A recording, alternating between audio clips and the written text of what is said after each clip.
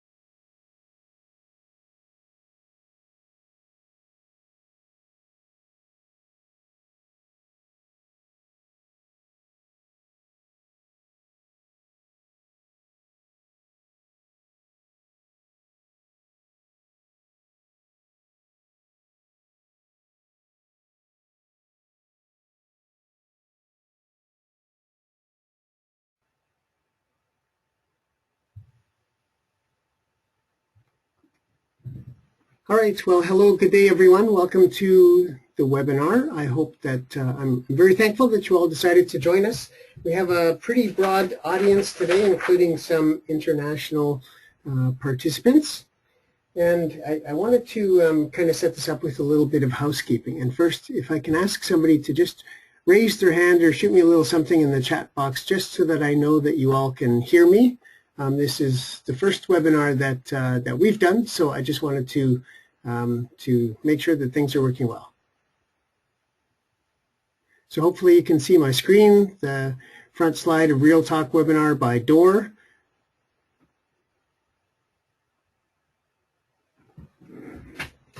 All right, so first, just a little bit of housekeeping. I've got everybody on the audio muted presently just to help ensure that we don't have any background noise coming into the call. You should have been provided a call-in number, so if you're not listening via your computer, there should be a number to call in. This webinar today is going to be recorded. I know that there were some attendees that registered, indicated they were not going to be able to attend, and so they will participate in the recording. And if somebody would like to get the recording afterwards, please let me know. I will endeavor to make sure that that is available as well. If you have some questions, please submit them maybe to me via the chat box during the course of the webinar as the questions arise, and then we can pose them when we break and pause for questions and answers with John to ask those questions. Then lastly, I wanted to just kind of introduce myself and the premise of this. So my name is Stephen Brandt. Many of you know me from before. I'm with Door International for Western Canada. And as part of that, we are in partnership with John Stoker of DialogueWORKS to represent the Real Talk training here within Western Canada. Many of you know that I have quite a bit of a history with especially crucial conversations, so this subject matter is not entirely new to me. But one of the things, just in introducing John, I wanted to suggest that there's something about this that really attracted me to this relationship and to John's content. And one is, the primary one is that this content deals with all conversations. The premise being that every conversation that you engage in, whether it's every meeting, one-on-one, they all should be working towards achieving results, creating respect, and improving relationships. And in fact, if your conversations are not achieving this, then you're very likely going to end up in having many more unnecessary crucial conversations where there are then opposing views, emotions will run really strong, and the stakes are high.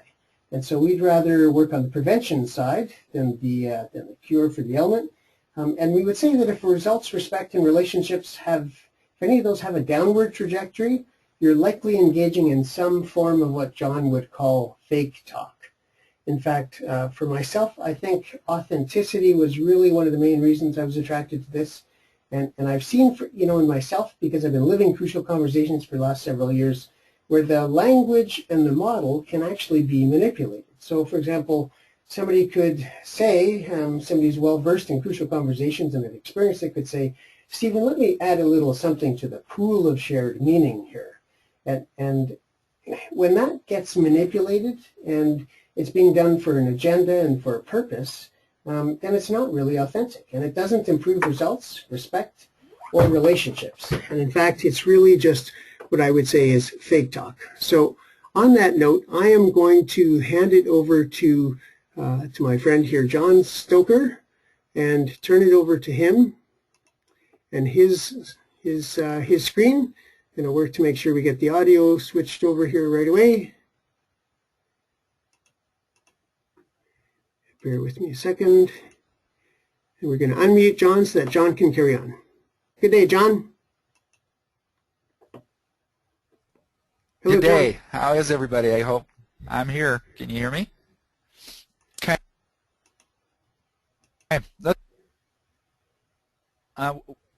We basically, I call this webinar, Can You Talk About Anything with Anyone Anytime? And of course, in a webinar like this, I know that you're probably unfamiliar with my content unless you've read my book. And so the purpose is kind of dual-fold. I want to make sure that your time is well spent so that you learn something that you could use immediately that would help you to hold what we call real conversations. And at the same time that you would be able to kind of get a view of kind of what's going on. So let's kind of begin with the question that Stephen kind of posed. That's the first question I usually get from people is, what is fake talk? And obviously, fake talk could be when people intentionally lie, when they don't tell the truth.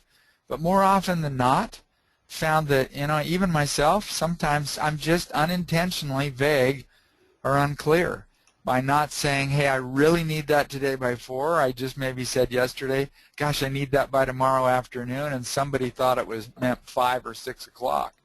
Sometimes people go along to be agreeable, and sometimes we'll focus on what's politically correct, and so they'll just say what they think people want them to say rather than what they really think. In any case, an easy way to think of it is fake talk is any conversation that doesn't achieve the desired results. And so, what are some of the results of fake talk? And I'm sure that you've experienced some of these before, but often it's a loss of productivity or even a lack of accountability where people don't feel comfortable in holding the poor performer accountable. 80% of the population, the research kind of indicates, will go to great lengths to avoid conflict of any kind. When that happens, they're engaging in fake talk. Oftentimes the lack of clarity will result in inefficiencies or doing rework or making people do redundant kind of tasks because they didn't get it right the first time. Or there's actually a lack of personal engagement. Some people will refuse to engage, and collaboration ends up being kind of poor. So those are some of the results of actually engaging in fake talk. Now, you notice this says, why don't your conversations work? And what I'm about to talk about is called the 93-7 rule. You're probably familiar with the work of Albert Moravian, who in the late 60s made the statement that all communication can be divided into kind of 3 different separate areas. He said that 7% are the words, and 55% is the nonverbal behavior, and 38% is the tone. So if we add 38 and 55 together, we get 93.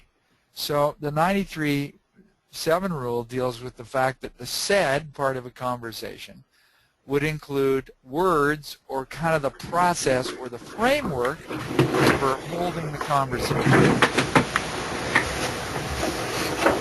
I think Stephen, you're not muted. I can hear you, just so you know. Okay, so the unsaid of conversation would deal with the visual, vocal, verbal, and mental aspects that are present in every conversation that you hold.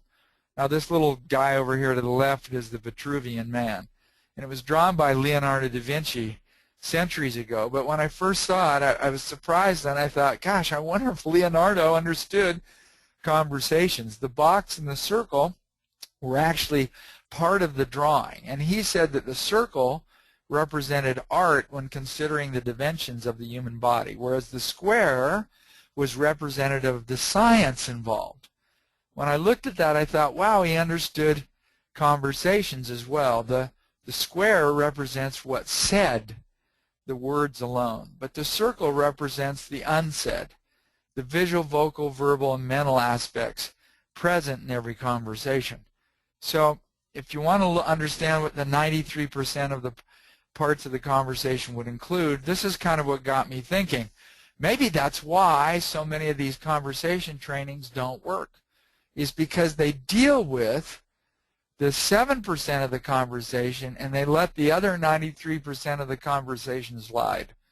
And so if you end up getting a copy of my book, probably over in about pages 36 through 37, I listed all the unsaid aspects of the conversation that I could think about that I wanted to deal with, not only in the book but in the context of the training. So some of the things that influence the way we speak to each other is the assumptions we make about each other. The context will influence how we speak, the situation, the person, the intent, what it is that we're trying to get to, the emotion involved, mind and theirs, the tempo, how fast we speak, the energy that both of us bring to the conversation, the relationship or past history and the kind of the trust level, obviously nonverbals, obviously tone, but the way we inflect words, the way we pause, and what we call a person's interaction style will also influence the way that conversation goes. So those are some of the things that we deal with not only in the training but also in the book. This little model, and Stephen alluded to this, is what we call the effectiveness model. And oftentimes people will say, well, the reason that we hold these conversations is because we want to get results. But what often happens is people don't put much emphasis on respect or relationship. But let me explain. Let's say that you are very disrespectful to me and me to you. Does that disrespect impact the quality of our relationship and the results that we create together? Absolutely. Or relationship-wise, let's say we don't like each other, we go out of our way to avoid each other. Does that impact the respect that we have for one another and the quality of the results that we create? Absolutely. That's why the arrows run all over the place. Likewise, if I spun it positive, if the results were good as I worked with you, would not my respect increase for you as an individual and a professional? And would not the quality of my relationship be enhanced? Absolutely. In fact, what's at the center, right, of results, respect, and relationship is every conversation that we hold. In fact, I kind of like to say that the results you're getting or not getting is the conversation, or the respect that's present or not present is the conversation. Likewise, the quality of the relationship you have with people, be it professional or personal, is the conversation. In fact, what was interesting years ago is if you looked up the definition of conversation like I did in one of those big fat Oxford English dictionaries, the first definition of conversation is the act of living, associating, and dealing with others. The second definition was behavior or conduct toward another person. It wasn't until the third definition that it actually said the written or oral exchange of thoughts, ideas, experiences, and opinions. When I read that, I thought, oh my gosh, I'm shocked that conversation not only includes what we say, but everything that we do. So if we only focus on what we say, we're missing an opportunity to make sure that our conversation goes and results in exactly what it is that we do want. So quite frankly, you are at the conversation, center of every conversation that you hold. In fact, some people say, is that another R? And I'll go, yep, try responsibility. We have the ability to choose a response in terms of how we speak with one another and deal and treat one another that increases respect, improves our relationship, and helps us basically achieve results. So our whole notion of engaging in what we call real talk or creating real conversations is about increasing individuals and organizations' capacity to achieve results, improve respect, and build relationships. Now to do that, you know that I wrote a book, and in it there are 8 principles. But for the training, what I decided to do is basically divide the 8 principles into 4. 4 principles and 4 skills, because I thought 8 principles probably a little too many to remember. And so the first 4 principles are awareness. This is about recognizing what's happening in the conversation, choosing to be conscious so you can manage it more effectively. Knowledge has to do with, obviously, model and skills. You've got to know some things. Reflection, reflect your reflections, has to deal with individual style. And preparation, we love to say prepare, beware. We'll explain why in a few minutes. So we divided into 4 principles, and I will be teaching each principle and 1 skill to go with it today. And then here are the 4 skills, what we call the real skills. They're actually the principles of perception, expression, delivery, and connection, but they form the acronym REAL: recognize and suspend, express, ask, listen, and attend. So that way we felt like everybody can remember real skills, and once they learn what they are, they're easy to remember. And then the principles are simple because they deal with awareness, knowledge, and reflection and preparation. So that's where we're going. We'll teach you each principle quickly and a skill so that you walk away with something today that'll be helpful. Here we go. Let's talk about the awareness principle. The awareness principle deals with the ability of an individual to recognize the dynamics that are present in every conversation. So what awareness requires is that we give our deliberate attention to what is happening in the moment so that we're hearing and seeing the dynamics that are present in the conversation. Great example, years ago I was coaching a general manager of a large manufacturing plant. We'll call him Jack, and he had given me permission to coach him. And I noticed during the conversation that his volume was beginning to escalate. Some of the words that he was using were quite negative. And I noticed he was talking to one person whose name was Millie across the table from him. She was getting redder and redder in the face. I finally asked him, Jack, can I interrupt? And he said, sure. And I said, what color is Millie? And he stopped, and he took a look, and he said, she's red. And I just said, what do you think that means? And he goes, I don't know. She's angry with me? I said, I don't know. Why don't you ask her?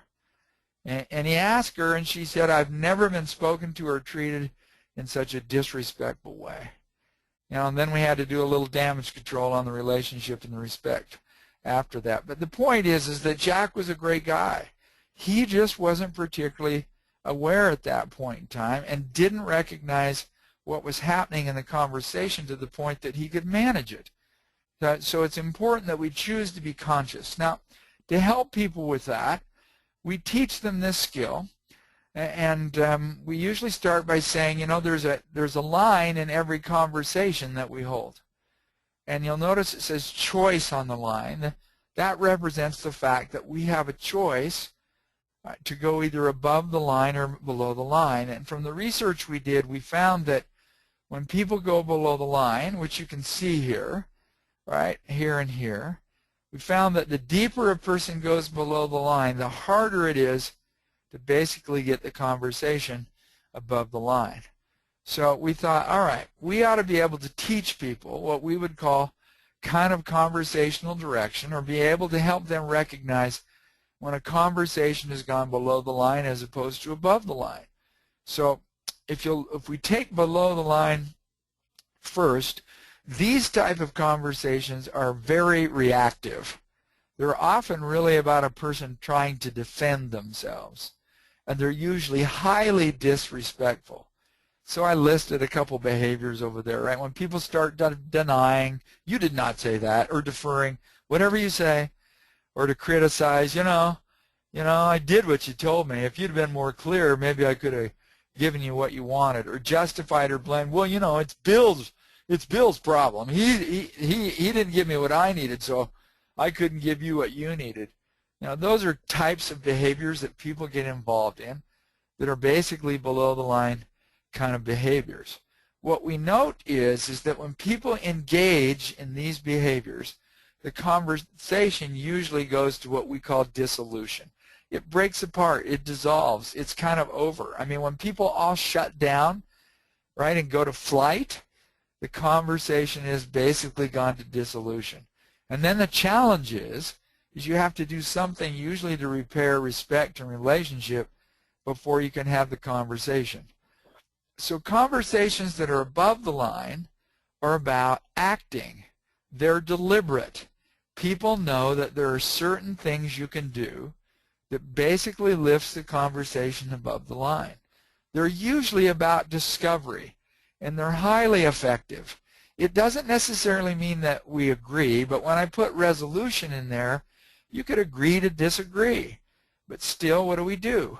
We engage in behaviors where we ask questions, we listen to one another, we share differing views, or opposing views if you want, we learn from each other, and I put change in there, not because it means that we're going to change our perspective, but the research says that with every new thought that we gain, our brain actually changes its electronic configuration. But notice the difference between the conversation being above or below the line. Dialogue is above the line, right? Fake talk is reactive, is below the line. So the easiest way to lift the conversation above the line, even though it's not on my slide, is to ask questions. So we teach people this kind of a language so that they can notice in a simple way where a conversation is and where it's headed. And then they learn what to do to lift that conversation above the line. That's the awareness principle with one skill to help you. Let's talk about the knowledge principle. Knowledge deals with our ability to basically choose a response or to hold a conversation. To be honest, from the research that we did, this is probably number 2 on the hit parade, where people will say, the reason I don't talk about what matters most is I don't know how. So they blame it on their lack of ability. So you'll notice that, what we know does us no good unless we do something. And we often don't know what we know until we do it. Now, I used to be a whitewater guide in Grand Canyon for 13 years. That's a picture of Crystal Rapid. And the reason I put it in there was because when I was learning to run the river, what kind of happened was I had to literally memorize 288 miles of river, flora, fauna, rock structure, the whole bit.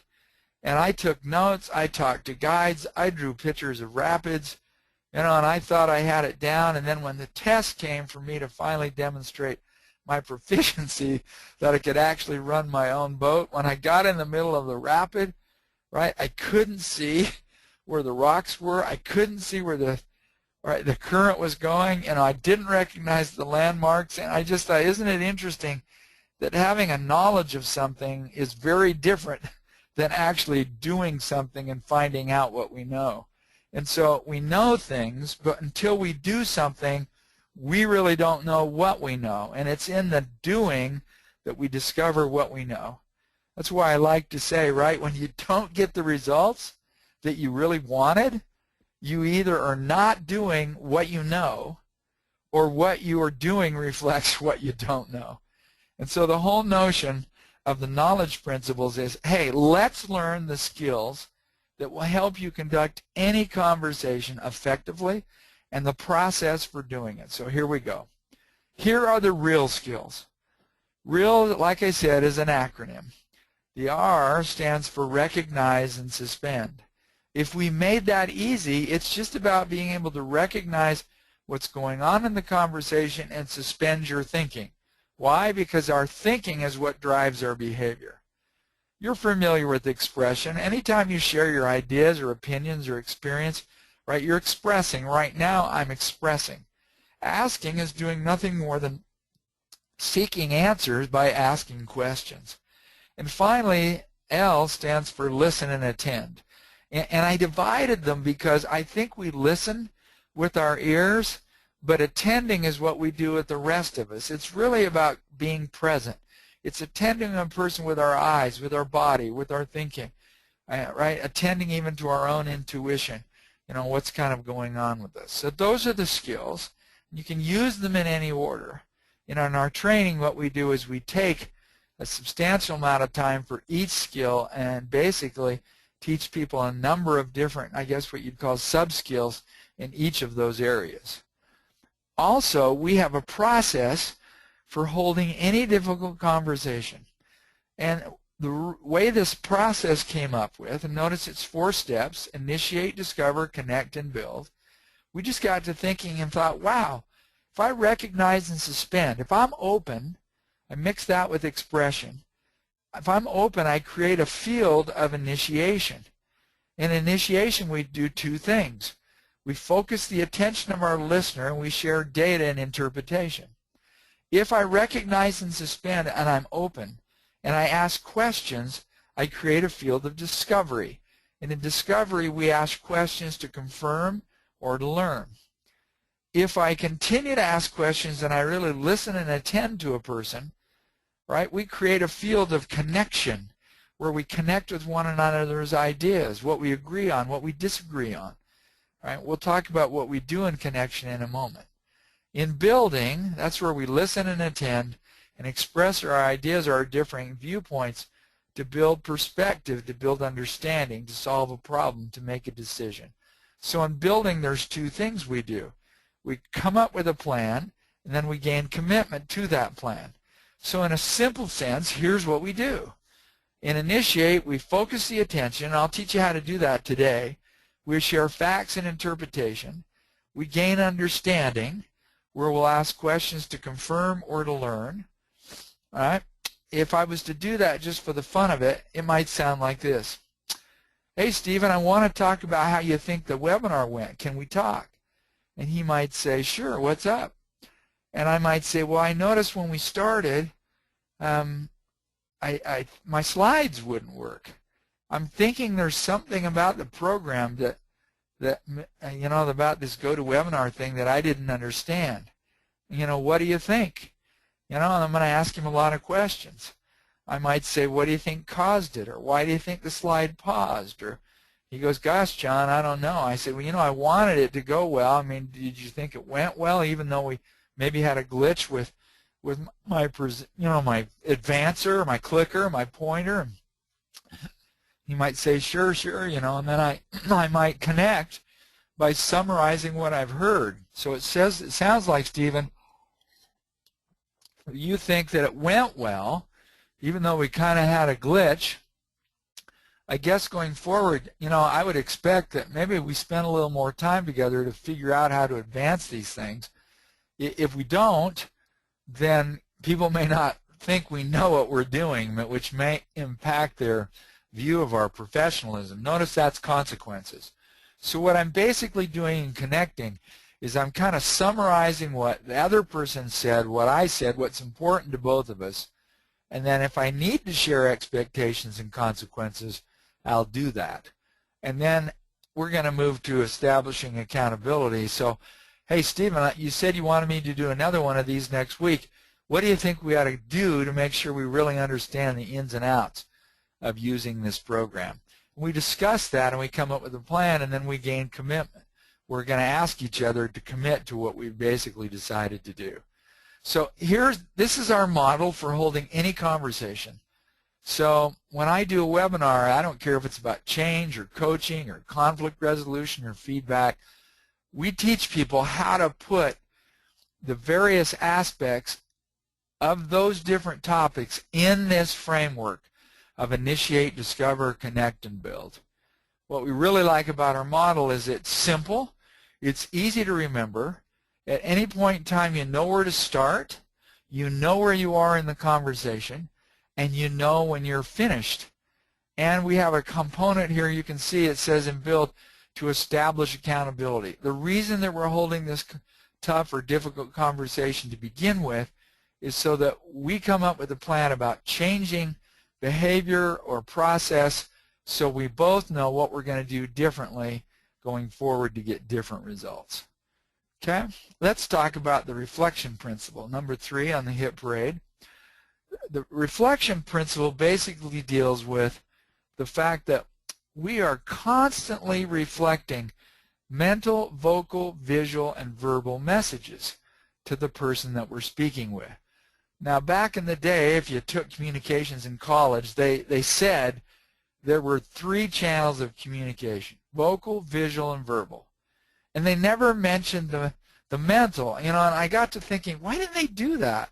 Because quite frankly, the mental is what drives the other 3.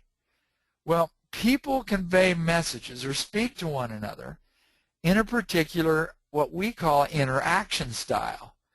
And unfortunately, if my style is different than yours, I may run the risk of offending you without really intending to do so.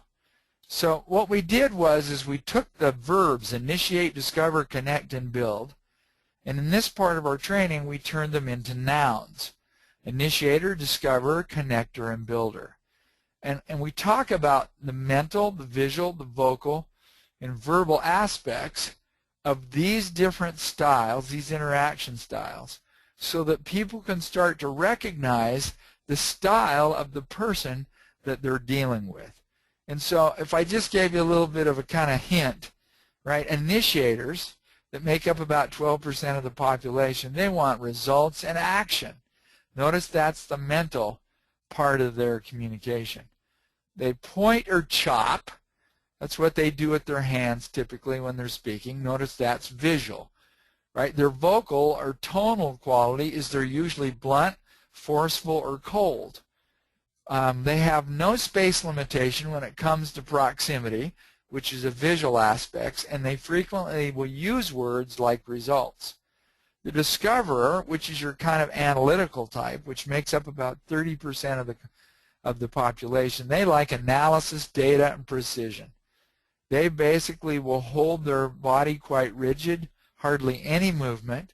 The tone of their voice is monotone unless they become cynical or sarcastic. When you don't agree with them, that's the tone you'll hear.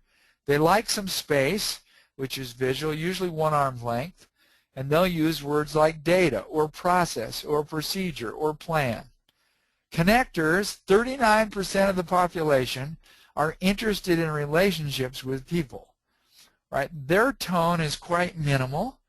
They're often quiet and soft-spoken. They really like their space if they don't know you, so 2 arms length or greater.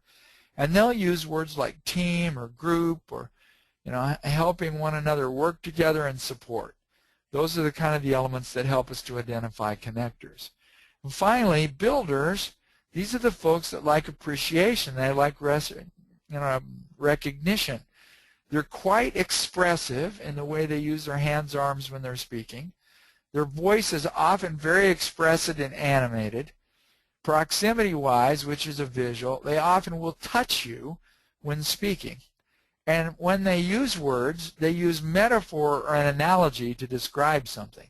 So you might hear them say something like, sweet, awesome, wow, that's really cool. Right? And of course, they intonate it in that way as well.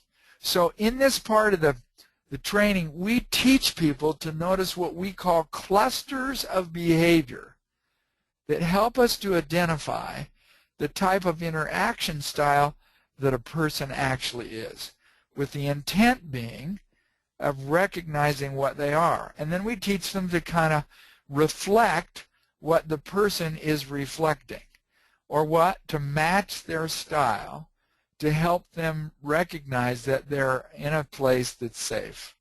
That's the stuff on styles. The next principle we teach is about preparation. So the question becomes, why prepare?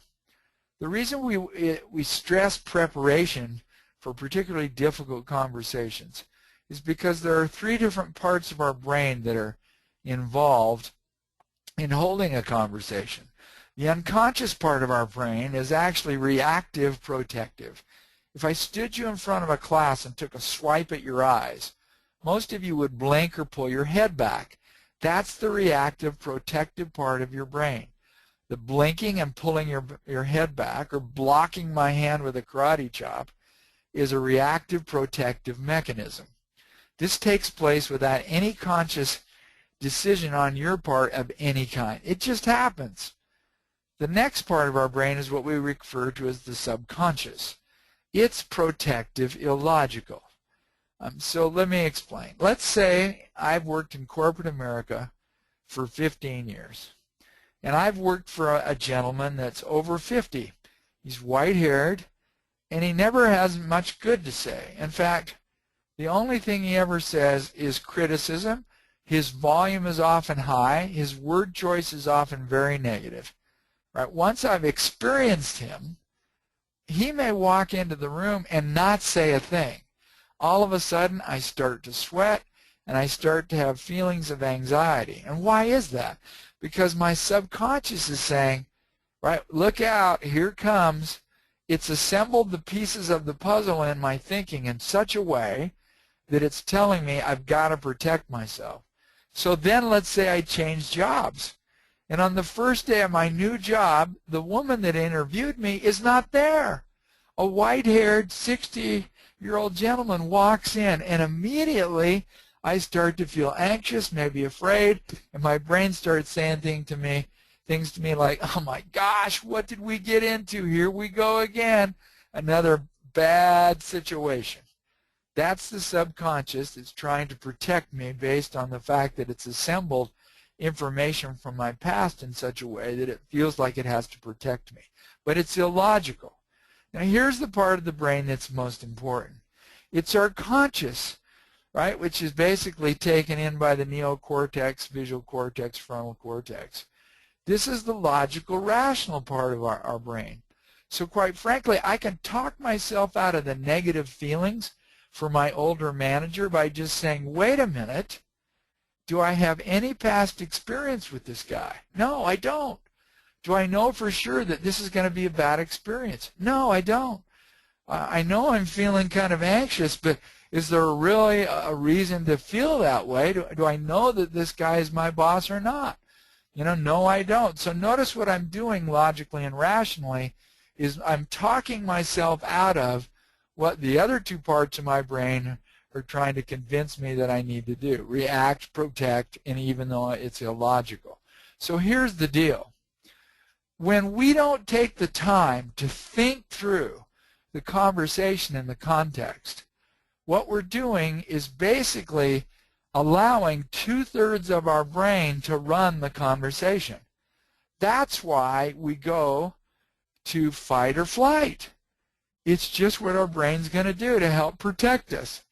If we take a moment to think through, right, who the person is, what we want, and prepare this conversation, what we really do is increase the likelihood that we'll create a different reality for what it is that we want as an outcome. Okay? So, preparation principle, here's a skill. We prepare, right, to create a different reality, and one of the ways we do that is to identify our intent, what we want from the conversation. And we identify that by basically just asking ourselves the questions. What do I want? What's my purpose? What we then do is take those and put them into an attention check. This is how we start a conversation. So notice my intent. I'd like to talk about representing the company well. Can we talk about that? So we share our intention and ask for permission. So in the example I gave about Stephen, I could say, wow, I'd like to talk about how the presentation went today. Do you have a minute? Right? Now an intention check has to be neutral or positive, and we teach people those skills because they're the way of basically initiating the conversation. Where most people have a difficult time starting, we always begin with an attention check. All right, now we're into real skills. So let's talk about the perception principle. Perception principle deals with, basically, it influences everything, including how we interpret our life's experiences, deal with certain people, respond in certain situations, and on how we create our results. So to be effective, we have to be able to recognize and challenge our thinking.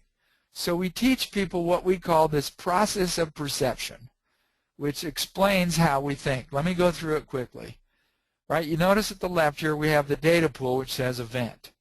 And people make observations, right here through the 5 senses, even though we put it under the eye, and we observe this event through what we call the lens of your mental model. This is actually what Covey would call it a paradigm. Hiram Smith, the founder of the Franklin Daytimer Company, would refer to this as your belief window. The actual term in social psychology is a schema. But as I observe this event, I then engage in the process of selection, which means when I look at it, I see leaves. And then what I do is take this piece of selected information, filter it again, and here's where I add stuff I like and subtract stuff I don't. And then what I do is, like pieces in a puzzle, I basically assemble those selected pieces of information where I think they fit and make some interpretation about what they all mean. You'll notice there's some black spots in the way I've assembled this data, this information. Those are intended to portray gaps or blanks in my thinking. So if I look at this gap right here, what this gap really signals is that these pieces of the puzzle don't fit, but we ignore the gap and make them fit anyway. From the way we interpret, sometimes we get emotional, sometimes not. But we know for certain that the way we interpret the situation either gives rise to our action or our reaction, which creates our results, which then goes back into the data pool. So, for example, when I wrote my book, McGraw-Hill said, we want you to do a video vignette that you put at the end of every chapter. And so at the end of every chapter, there is a little statement that says, for more information on this topic, visit Gentle Reminders.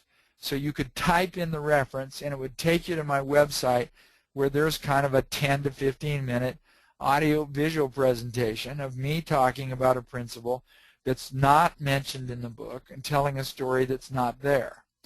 When we were recording these in our office, one day I was going back to record a few, and my spouse came out of the side office holding our new video camera in one arm and a roll of paper towels in the other. When I saw that, I said, please tell me you didn't use the paper towels to wipe the lens. So notice what I selected on, paper towels. And I interpreted that she had wiped the lens with the paper towels, which was causing me some feeling of consternation because that scratches the lens, if you know anything about photo optics. And she looked at me, shook her head, and said, you want to try that again, Buster? And I thought, oh, she got me. In lightning speed, in 1/400th of a second, I observed, selected, and interpreted negatively and kind of confronted her, and she kind of backed me up. So, you know, if I wanted to make it easy, here's what it really looks like. We observe, we select, we see things and hear things selectively, which causes us to think things. That's what's going on internally inside of my head. Externally, I'm going to demonstrate some feelings, I'll say some things, or I'll do some things. But we know it's the thinking part that drives our feelings, what we say, and what we do. So in this section, we basically teach people that our feelings are the bridge to understanding our thoughts. And we want people to challenge the accuracy of their thinking in an attempt to focus their choices. So the skill for doing that is helping people recognize what data are and what is interpretation. And you folks, many of you know this, that facts are information or data that are verifiable, or interpretation is the meaning we assign the facts. And if a person cannot distinguish between fact and interpretation from data and interpretation, then we begin to have problems. And so we teach them to make that distinction so they know how to begin or initiate a conversation by leading with data and then moving to interpretation. Okay, did I miss a slide? I guess I didn't. Expression principles. So what's expression? It's how we share our ideas, opinions, thoughts, and feelings. So the words we use, our intonation, our inflection, the emotional energy we bring to them, the tempo with which we use, and the pauses really reflect what's going on in our head. So the challenge that we all have is to express ourselves in a way that creates engagement rather than defensiveness. In fact, one morning I came down on a Saturday morning, didn't get up at 6 a.m. and go for my run, and I came down and I was kind of knocking around in the kitchen, and my spouse said to me, so what did I do now? I go, what do you mean? Well, you're obviously angry at me. I go, no, I'm not. Yeah, you are. You're kind of grumbling, mumbling, and stumbling around. And I just said, gosh, did I do anything that equated what I'm doing with you or your behavior? And she stopped and thought for a moment, said, no, I guess you haven't. She said, well, what is going on with you? And I said, I'm just angry that I didn't get out and go running early. Now it's noon, 11 o'clock, and it's hot. And it'll even be harder. So, you know, you can see how the perception thing kind of comes in, but it influences how we talk to one another. So in this section, there's many skills we teach. But one of them is to use I statements. Because when we begin a sentence with you didn't know what you were doing. Notice how we inflect that you. And what it does is end up kind of being interpreting as blame. Whereas if we use an I statement to soften the emphasis on you, I wondered if you knew what you were doing, or I questioned whether you knew what you were doing, if you were doing it correctly. So we teach them the language of I statements that looks like this, the language of data. I noticed, I heard, I saw, I feel, as opposed to interpretation. I wonder, I'm guessing, I'm assuming, I believe, I think, I know. We avoid beginning with you, and we want to begin with I. Discovery principle. Here we go. Asking questions is the easiest way to create respect. In fact, years ago, when I taught dialogue skills in a different manufacturing plant, we went away after a year and came back 6 months later, and I walked out on the floor and I asked people how it was going, and here's what I heard. Well, my manager asked me what I thought today, and when I finished, he said, next time I'll ask an expert. Another person said to me, well, my manager asked me what I thought today, and as I was telling her, she walked off and left me talking to myself. I thought, oh my gosh, they learned that the easiest way to create respect is to ask a question, but they really didn't want to know, which means they shot their credibility in the foot. So we teach people, if you don't want to know, don't ask, right? You want to authentically try to understand another, right, by sharing, getting them to share their ideas and perspectives. In fact, one of my mentors used to say, John, when you tell people, it goes into their head. But when you ask questions, it goes into their mind and it changes their heart because of what it makes them think about. So in this particular section, we teach a number of skills. Here's one for today, which we call springboarding. This is a skill that teaches people how to ask questions to deepen their understanding.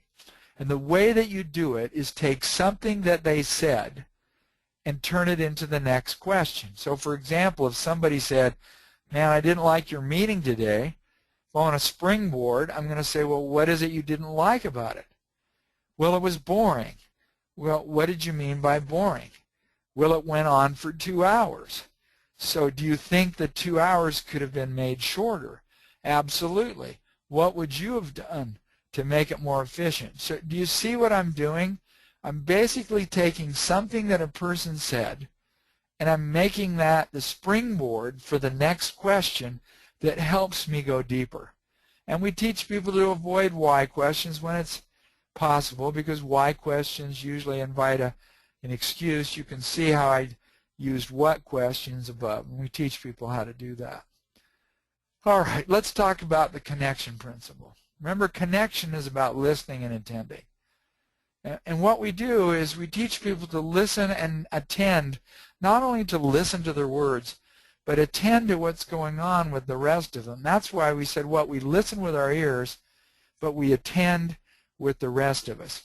And one of the things that we kind of teach people is this is a nugget that didn't even make it into my book. People only know what they know. Now think about that. If people only know what they know, then what they know is all about themselves. So when they're talking, when they answer your questions, they're telling you not only what they know, but they're telling you about themselves. So here's a skill I often teach for helping people to recognize what's going on. This little visual here is something I just imagine in my head, and I see it. And as I talk to a person, I pay attention to the words in the tone of the person in the conversation. And I put those words in that tone in these talk boxes. Then I'll ask questions, right, using what I've heard and noticed to check out what they're thinking. So for example, here's what I did for 6 months. I love to stand in line at the grocery store and I just talk to people as we're waiting to check out. And I might ask a woman, how's it going today? And she might say, work. So I heard and I heard work. So there's something going on with work. So then I switch it up and I say, can I ask you a really funny question? kind of odd. She goes, yeah, what? I'll say, tell me something you absolutely hate about your house. Notice I said house. And she laughs and says, my house is such a pit. And you know what? I am sick and tired of cleaning up after my children who are slobs. That's what's going on. And then I'll wait a minute and say, can I ask you another question? It's kind of a little on the personal side, but you let me know. And they usually will say, well, sure, what? And I'll say, I'll bet anything that what frustrates you at work is you're constantly having to pick up after or clean up other people's messes. Is that accurate? Boy, they look at you and their eyes get real big. Well, how did you know that?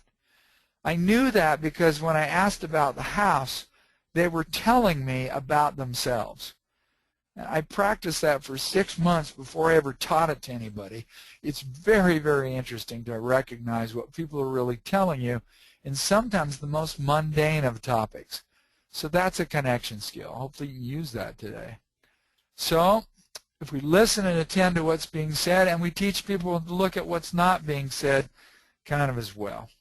So what do we got to do going forward? I would just say, you read my book, you take our training. We teach people they got to be patient, but they have to be persistent. And it's important to be prepared and to be in practice. There's just something they've got to practice all the time. And if they'll do that, they'll be able to move forward to improve their skills and kind of leave the past behind. All right, so I kind of rambled through that as fast as I could with the intent being of kind of give you an exposure of the principles and the skills, and at the same time hopefully teaching you something that would be helpful to you. If you have some questions of any kind, right, I'm happy to basically answer those now if you'll help me with those, Stephen. I most certainly will, and I would, while we still have time, I would ask people if they have additional questions to still shoot them my way. I can queue them up. Certainly one of the things that comes across here, John, is that there's so much content in this. Obviously, this is a 2-day workshop, and it's a lengthy book, and we're trying to condense a lot of the substance down to less than an hour in a webinar. And so one of the things, just I guess I would say as well with my experience from Crucial Conversations is that it's, there's a difference between simple and substantial. I think it's possible to take that which is substantial, which I would say that the real talk content is very substantial. And it's easier to make the substantial simple than it is to take the simple and try and make it substantial. So with that in mind, thank you for going over many of the principles and skills. I'm going to just throw up a quick little thing here and ask people to maybe get their fingers ready on the little chat box and have people send in a question, because I did suggest that there might be some door prizes. I don't know if you sort of catch the little funny connection to door here, but anyway, I've got some copies of books, and so maybe the first couple of people that can tell me what is the acronym that John referred to in the beginning that we use for the skills. So if somebody wants to shoot me an answer, the first couple of people that shoot me the right answer will win a copy of the book. I'll make sure I either drop it off to you or mail it out to you. And then otherwise for questions, one of the questions that came in here, John, is what are some of the key differences between real talk training and Crucial Conversations training? That's a great question. I would probably say there's 3 or 4 differences. One,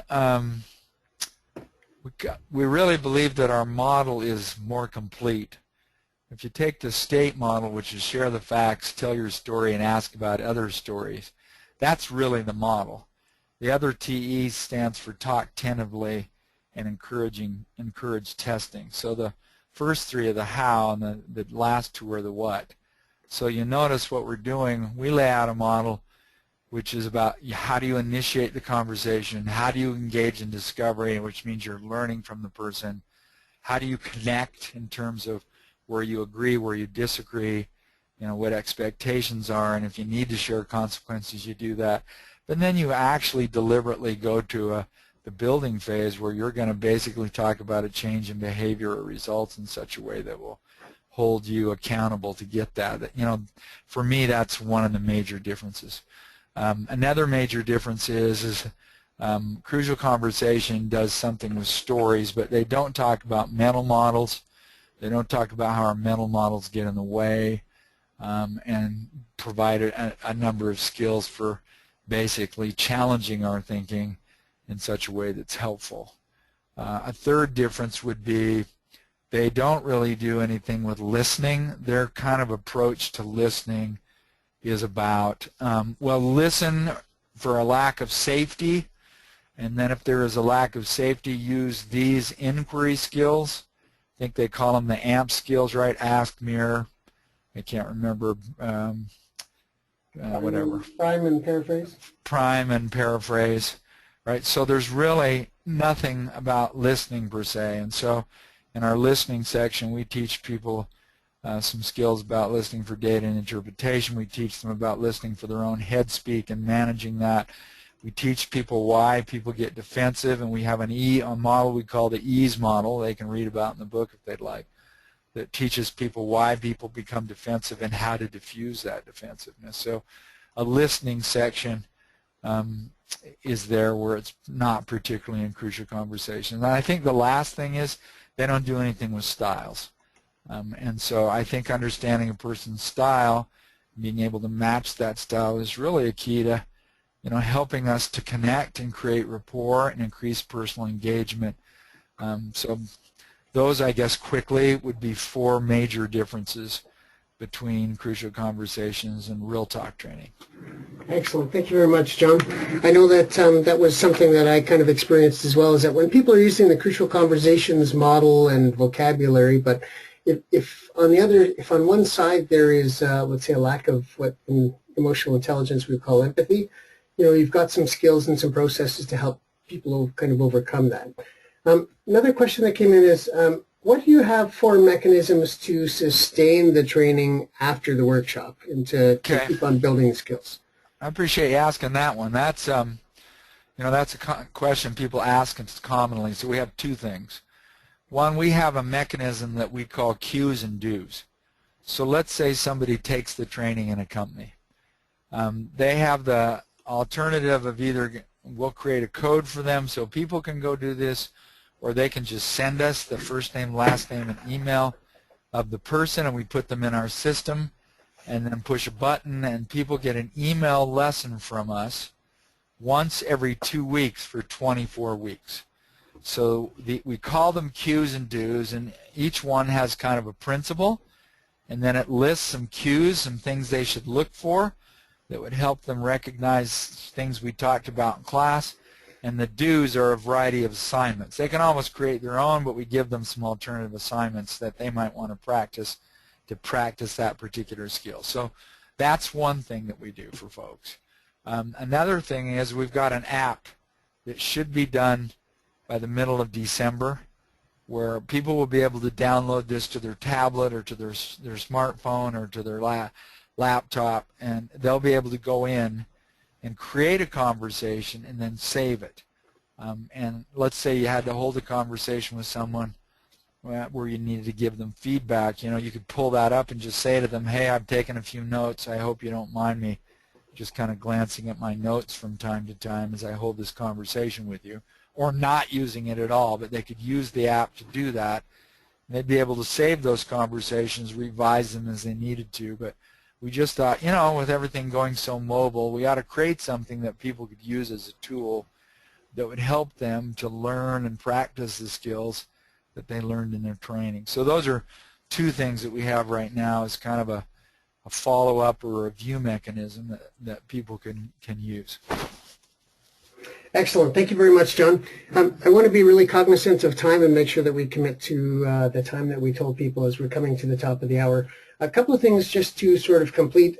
Once we are done with this webinar, you will be sent a quick little survey that we really ask. We really value your feedback and input. Would love to get your responses on that. Again, this workshop is being recorded. I know that we intend to make that available to the people that were not able to attend or stay within the workshop today. And of course, this being the first experience with GoToWebinar, I want to see how we can make that available to you as well. And I will follow up with everybody also just to see if you have any additional questions. We do not yet have a workshop date for when Real Talk will first come to Canada. That would probably be in Calgary, and I'm thinking December might be a little too early, but in January. But I would love to gather your feedback and just double check the interest level. My hope would actually be to bring John up sometime. So John, if you're lucky, you'll maybe come and experience Calgary in the wintertime. Hey, I'd love that. Yeah, so if you like skiing, maybe we can take you out to band for something when you come up. So anyway, I would like to thank everybody else. I'm also going to do some random door prizes because I really value and appreciate you spending the time with us today. My contact information should be in your email invites. I look forward to following up with you. And again, thank you all so much for joining with us today. Have a wonderful day. Thanks, everybody. Take care. Bye-bye.